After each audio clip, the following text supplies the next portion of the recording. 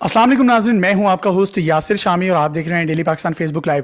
آج ہم نے ملک پاکستان کی اس ہونہار شخصیت کو پکڑ لیا ہے جس نے نہ صرف بچے، بوڑھے، جوان کسی کو بھی نہیں چھوڑا، 30 روپے کا بیلنس بٹورا کرتی تھی، اور وہ کتنی امیر ہو چکی ہے اور وہ کون ہے؟ اس کا نام تھا صبا، اور کئی ہم میں سے ایسے لوگ ہیں جن کو اس کے میسیجز آتے تھے۔ اب ہم صبا کی طرف بڑھتے ہیں، اس سے بات کرتے ہیں اور اس سے یہ پوچھتے ہیں کہ اب وہ کس حال میں ہے، کیا کر رہی ہے اور کیا کہنا چاہتی ہے اپنی پوری قوم کو۔ تو جی صبا، مجھے سب سے پہلے آپ یہ بتائیے گا کہ آپ نے یہ کام کیوں اور کہاں سٹارٹ کیا؟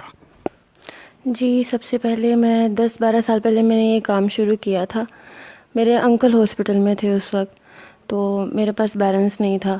میں نے کافی زیادہ لوگوں کو بیلنس کے لیے میسیج کیا کہ میں یہاں پر ہاسپٹل میں ہوں، مجھے 30 کا بیلنس کروا دیجیے، اللہ کی قسم کھا کر کہہ رہی ہوں کہ میں بہت مجبور ہوں۔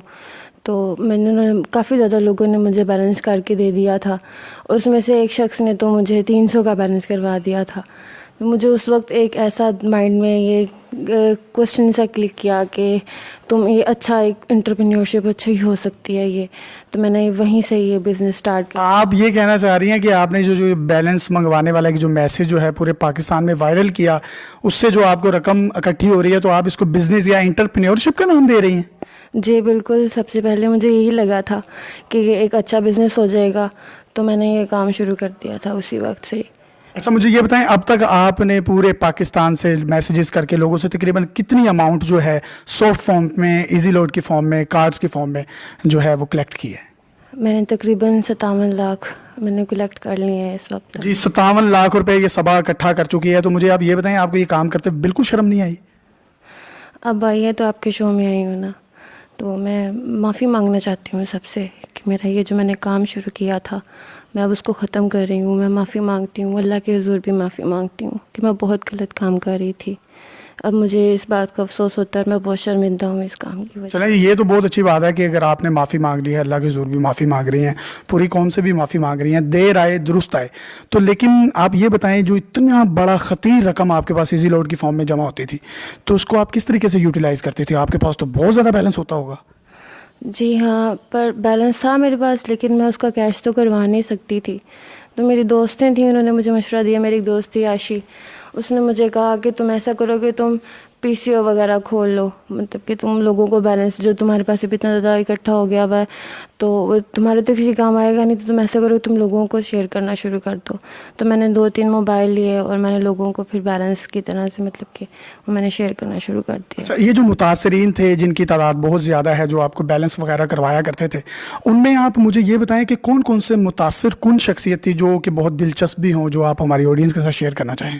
ہاں، کافی زیادہ لوگ تھے۔ بہت سے ایسے واقعات ہوئے جب میں لوگوں کو بیلنس کے لیے بولتی تھی تو کافی زیادہ لوگ مجھے بیلنس کرتے تھے، لیکن ساتھ میں ان کا رپلائی بھی آتا تھا کہ آپ بہت زیادہ ضرورت مند ہیں، اس لیے ہم آپ کو بیلنس کروا کر دے رہے ہیں۔ ان میں ایک شخص تھے، ایک بابا تھا، بہت ٹھرکیزا تھا، اس نے میری جان بہت زیادہ کھائی۔ مطلب کہ وہ مجھے میسیج کرتا تھا اور پھر وہ خود بولتا تھا کہ ابھی تمہیں ضرورت ہے تو میں تمہیں بیلنس کروا دیتا ہوں، اور بتاؤ کیا اور کیا کام ہے۔ کافی زیادہ اس نے مجھے بیلنس تو کروایا، لیکن میری جان بھی بہت زیادہ کھائی تھی۔ اچھا، یہ ٹرکی بابوں کے علاوہ اور کون کون سے لوگ تھے جو آپ کو بیلنس کرواتے تھے؟ ان میں خواتین بھی بہت زیادہ تھیں، مجھے بہت سی خواتین بھی بیلنس کروا کر دیتی تھیں، اور اس کے علاوہ خواجہ سرا بھی مجھے بیلنس کروا کر دیا کرتے تھے۔ آپ کو کیسے پتا وہ خواجہ سرا تھے؟ جی، مجھے ایک بار ایسا ہوا تھا کہ جب میں نے بیلنس کے لیے بولا تھا تو مجھے بیلنس آ گیا، اور ساتھ پھر یہ میسیج بھی آیا تھا کہ میں خواجہ سرا ہوں اور میں مانگتا ہوں، لیکن آپ شاید میرے سے زیادہ مجبور ہیں، اس لیے میں آپ کو بیلنس یہ آپ کو بھیج رہا ہوں۔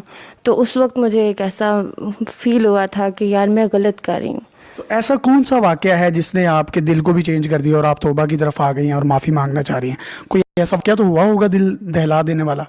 یہ ایک ایسا واقعہ ہوا تھا نا کہ خواجہ سرا نے بولا کہ میں مانگتا ہوں سڑکوں پہ کھڑا ہو کر، لیکن شاید تم مجھ سے زیادہ مجبور ہو، اس لیے میں تمہیں بیلنس بھیج رہا ہوں۔